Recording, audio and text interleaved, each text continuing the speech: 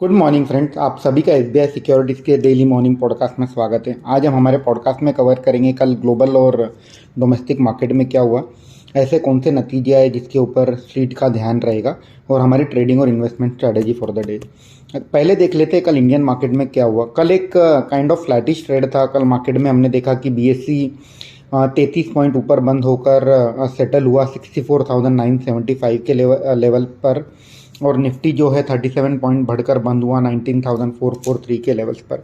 अगर मैं गेनर्स की बात करता हूं तो कल जो मेजॉरिटी कंपनी जो ग्रीन में थी उनमें से थी रियल इस्टेट की कंपनीज और फार्मा की कंपनी। जिस तरह से हम बार बार डिस्कस कर रहे हैं कि जो फार्मा के जो नतीजे हैं इस बार काफ़ी अच्छे आ रहे हैं, सिक्वेंशियल ग्रोथ देखने मिल रही हैं, और जो कंपनीज की ओर से कमेंट्री आ रही है, ग्रोथ आउटलुक आ रही है, वो काफ़ी रोबस्ट है कि अगले 2 से 3 क्वार्टर में जो कंपनीज के नतीजे हैं काफ़ी अच्छे आएंगे फार्मा कंपनीज के। और एक अंडर ओन सेक्टर है, आप ये सेक्टर में दो तरह से पार्टिसिपेट कर सकते हो। एक तो डायरेक्टली आप या तो स्टॉक बाय कर लीजिए, या दूसरा ऑप्शन है कि आप जो निफ्टी फार्मा का जो ईटीएफ होता है उसके थ्रू भी आप पार्टिसिपेट कर सकते हो। अगर हम ग्लोबल मार्केट्स की बात करें तो ग्लोबली हमने देखा है कि कल यूएस मार्केट हल्के फुल्के ग्रीन में बंद हुए, और आज मॉर्निंग में जब एशियन मार्केट ट्रेड कर रहा है कहीं ना कहीं मिला जुला कारोबार है। कुछ इंडाइसेस पॉजिटिव में है, कुछ इंडाइसेस निगेटिव में है। बट जो दो इम्पॉर्टेंट पॉइंट जो मैं आपके सामने रखना चाहूँगा वो है यूएस 10 ईयर बॉन्ड यील्ड, जो कल कल फिर से फिसल कर 4.5% के आसपास बंद हुआ। तो ये कहीं ना कहीं इंडिकेशन है कि स्ट्रीट ये डिस्काउंट करके चल रहा है कि यूएस में अब जो रेट हाइक है वो लगभग पूरी हो चुकी है, और इसी के चलते जो यूएस 10 ईयर बॉन्ड यील्ड 5% था वो घट करके 4.5% हो गया है। एक दूसरा इंपॉर्टेंट पैरामीटर क्रूड ऑयल के दाम कल फिर से $2 गिर करके क्रूड $80 के नीचे चला गया है। तो ये दोनों फैक्टर जो है कहीं ना कहीं इंडियन इक्विटी मार्केट के पर्सपेक्टिव से पॉजिटिव है। और स्पेशली जो ऑयल मार्केटिंग कंपनीज हैं, जिसमें अगर आपको याद होगा जब इजराइल हमस का वॉर हुआ था उस वक्त डर था कि क्रूड ऑयल $95 टू $100 हो जाएगा, और अब जब $80 के आसपास क्रूड ऑयल चल रहा है तो जो ऑयल मार्केटिंग कंपनीज है जिनके वैल्यूएशन भी काफ़ी चीप है, और जिस तरह से क्रूड ऑयल अगर $75-80 के बीच में ट्रेड करेगा तो कहीं ना कहीं इनके जो प्रॉफिटेबिलिटी है वो भी सस्टेन कर जाएगी।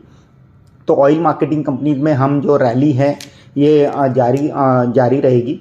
और अगर मैं नतीजों की बात करता हूँ तो कल जो जिनके नतीजे काफ़ी स्ट्रांग आए उनमें से एक कंपनी है पीआई इंडस्ट्री।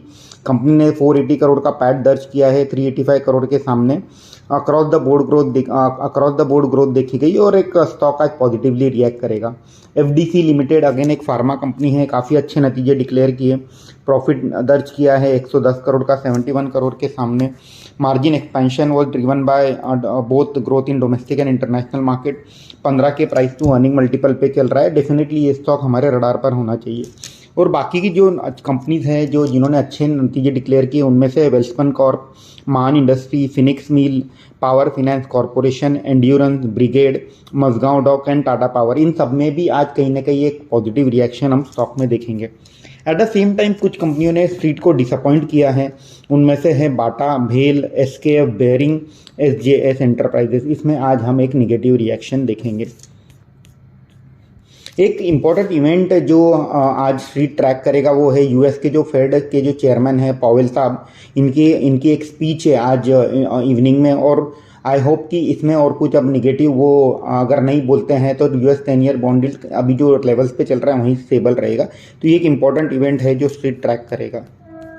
एएसके ऑटोमोटिव का आज सेकेंड डे है आईपीओ का, और मेरी आप सबसे रिक्वेस्ट रहेगी कि आप इस आईपीओ में सब्सक्राइब कीजिए। इसकी जो डिटेल नोट है जो बिजनेस के बारे में, फाइनेंशियल्स के बारे में, ये हमने एसबीआई सिक्योरिटीज़ की वेबसाइट पर अपलोड कर रखी है। एट द सेम टाइम हमने जो हमारा टेलीग्राम चैनल है वहाँ भी शेयर की है।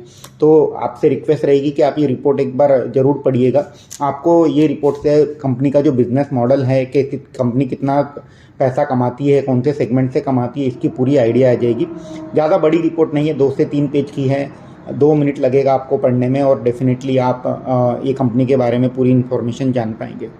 अगर मैं प्रमोटर बाइंग की बात करता हूँ तो सनटेक रियल्टी में देखा गया है कि प्रमोटर ओपन मार्केट से शेयर बाय कर रहे हैं, और ये कहीं ना कहीं एक पॉजिटिव साइन होता है कि जब प्रमोटर खुद की कंपनी के शेयर ओपन मार्केट से बाय करता है तो ये एक इंडिकेशन देता है कि कहीं ना कहीं कंपनी में एक अंडर वैल्यूएशन है और प्रमोटर को अपने कंपनी पे कॉन्फिडेंस है।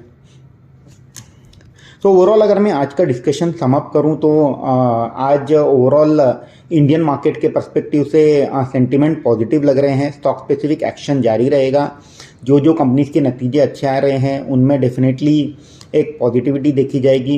एट द सेम टाइम आज फिर से एक रिजल्ट हेवी डे है, 50 से ज़्यादा कंपनीज के नतीजे आएंगे तो स्टॉक अकॉर्डिंगली रिएक्ट करेंगे। ऑयल मार्केटिंग कंपनीज हमारे रडार पर होना चाहिए, क्योंकि जिस तरह से क्रूड ऑयल में करेक्शन हुआ है, एक चीप वैल्यूशन भी पर भी ट्रेड कर रहे हैं HP, BP, IOC, और ये स्टॉक में एक मोमेंटम, अपवर्ड मोमेंटम जारी रहेगा। Eight the same time real estate companies के भी नतीजे काफ़ी अच्छे आ रहे हैं, उन पे हमारी नज़र होनी चाहिए। एट द सेम टाइम जिस कंपनीज के नतीजे कल अच्छे आए, जैसे PI industry, FDC, Phoenix Mill, मान, Welspun Corp, Endurance, Power Finance Corporation, Brigade, Mazagon Dock, Tata Power, इनमें भी आज एक पॉजिटिव रिएक्शन देखने मिलेगा। आज के लिए इतना ही। आपका समय देने के लिए धन्यवाद। आपका दिन शुभ हो। Investment in securities market are subject to market risks. Read all the related documents carefully before investing.